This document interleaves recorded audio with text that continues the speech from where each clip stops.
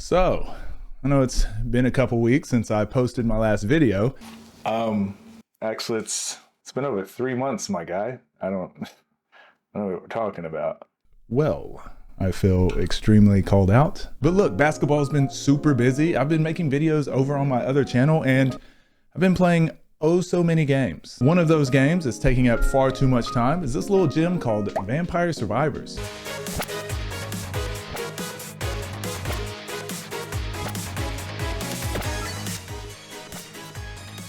Isn't it great? Which is what my first expectations were. I mean, this game doesn't even have an attack button.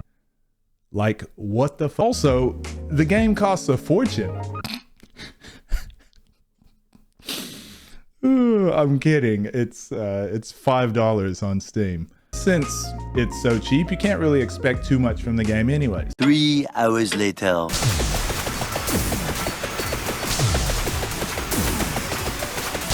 Holy hell, this is the greatest game of all time. So, I'm mainly an action RPG guy, but I've been known to dabble in the old roguelikes from time to time. I decided to buy this game on a Steam sale, which is like 80% of my gaming purchases. Don't judge. Vampire Survivors was developed by Luca Galante, who is just some random admin on an old school Ultima Online server.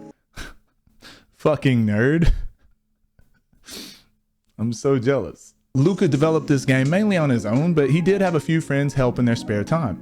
He was finally able to hire freelance designers about a year into the game's development cycle and finally released the game in October of 2022. Indie developers are so freaking cool. Anyways, in Vampire Survivors, you basically start off with this random whip-wielding NPC that can only auto-attack periodically in the direction he's facing. Enemies slowly close in on your location while you try to dodge and or kill them before they get to you. The graphics are seemingly from 1997, but the music's kinda catchy.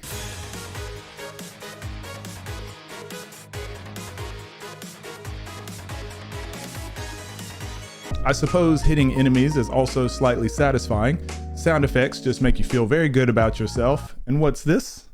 I get to add another skill upon leveling up. Color me intrigued. Picking up these little experience gems is way more enjoyable than it should be. Also, I don't know what the fuck the timer means, but this game's pretty easy if I'm being honest. Okay, so I don't know what happened between this super lame opening and then me dying, but I want to play again immediately. Now that I understand the mechanics slightly better, all I wanted to do was boot up another run and get right back into the action. You might have noticed that this game is extremely gratifying, visually, auditorily. Is that a word? Basically, it sounds great, and every new unlock feels so damn exhilarating. And this isn't by accident. Luca Galante, also known as Ponkle, cute, previously worked as a developer in the gambling industry, where he learned to use flashy graphics and sounds of slot machines to hook players into more game time, which explains the gacha feel that this game has, without the gacha spending.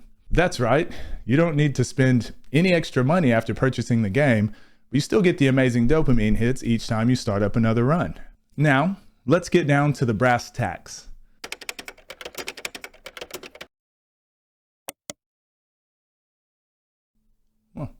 Okay, it's actually brass tacks.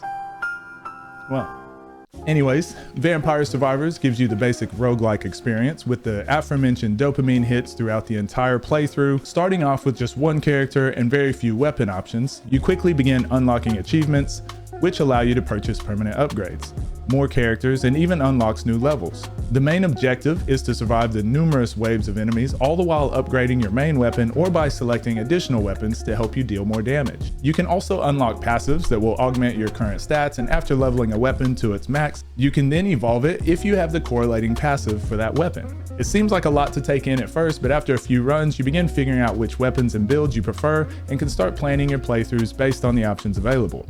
Throughout the maps, you will also find consumable items that will either restore your health or giving you the Super Smash Bros. Flame Breath power-up, and even wipe entire screens completely with the Rosary. Once you get the hang of these mechanics, you should be able to start surviving for the entire 30 minutes, which will then send a stage-ending Reaper of Death to end your run. After which, you will earn bonus gold and unlock more items to help you in future playthroughs. While in many games, completing the entire level would make you feel satisfied enough to move on to another level or game. Vampire Survivors makes you want to replay the same level, either using a different character or by offering the ability to play with sped up timer and increased monster spawns. This greatly reduces the time it takes to replay levels while still allowing you bonus experience to scale to give a similar adventure. The game's $5. I don't even, it's just so much to do for $5. I know I mentioned the sound design briefly earlier, but I need to give it its due diligence here. There's just something about finally getting an optimal build together where you don't have to even touch the keyboard anymore and just jamming out to the soundtrack.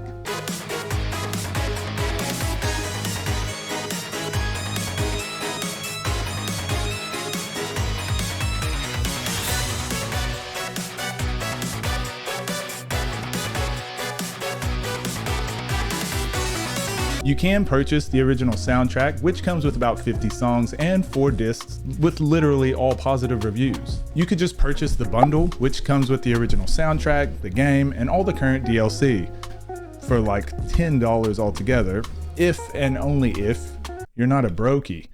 But I highly recommend it. In addition to the music, the sounds of attacking enemies, leveling up, and pickups are all on point and work beautifully together. This little jingle when you hit a bonus treasure that upgrades either 3 or 5 of your items at once is quite possibly the most addicting moment in all of gaming history.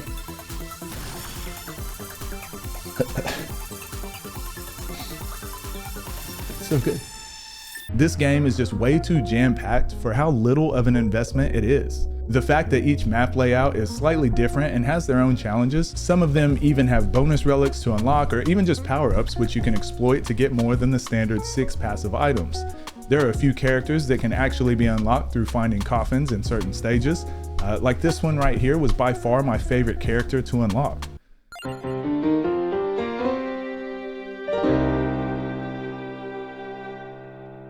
The weapon combinations are extremely fun to mix and match, along with each character having their own specific playstyle or bonuses. The game does a really good job of encouraging you to play all the different characters and builds, which is usually very difficult to do in the gaming industry.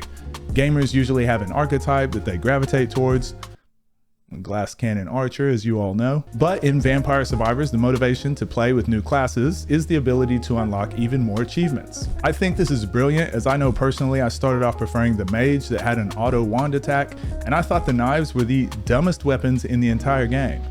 About 20 minutes in, I finally switched to Gennaro, who starts with knives. And then after upgrading the weapon a few times, plus the fact that he starts with bonus projectiles, the knives are fucking OP. I mean, just look at this bullshit. Okay, they are OP until you unlock literally any other weapon, but still not as bad as I originally thought. From that point on, I learned a very valuable life lesson that can be applied to even the real world. Never judge a vampire survivor based on their starting weapon. I should trademark that. There's a dog you can unlock that uses the weapon Celestial Dusting, which is just him running around farting on the enemies. Such a good boy. Another character that's actually invincible and only dies at the 30-minute mark. This guy Poe, who starts off with, are those testicles? Papaya was the first character where I experienced ultimate frame drops, and plenty of other characters that I'm still continuing to unlock as we speak. I may have just one small tiny complaint / gripe about the game, however, and that's the scaling. For the most part, this game is high action, constant repositioning, and thinking about what the next option to choose is. However, you will get to a point where you can get your preferred build and then just literally walk away from the screen and not play the game. And that's not fun. Like I said though, it's a small gripe because you have to build to that point each run. This could possibly be adjusted in a future update, but I did think it was worth mentioning. I haven't yet tried any of the community mods, however, so I'm sure there are plenty of patches or tweaks that address this in some form. Other than that, Vampire Survivors is a freaking dope game. I was never big into indie games, but over the past few years with streaming and starting up this YouTube channel, it's given me a reason to try out new games and try expanding my horizons. If I'm to become the ultimate god gamer, I personally haven't fully unlocked each character or unlockable, but I've been enjoying the game so much that I didn't want to just brute force and unlock everything for the sake of the video. I really wanted to go back from time to time and play the game casually and, you know, really get my $5 worth. Overall, I'm gonna have to give Vampire Survivors an easy, flashing, loud, dopamine-inducing 10 out of 10. This game is great. Did I mention that it's only $5, which will then stand us? I cannot talk. After which you will earn burnt. What the fuck is going on?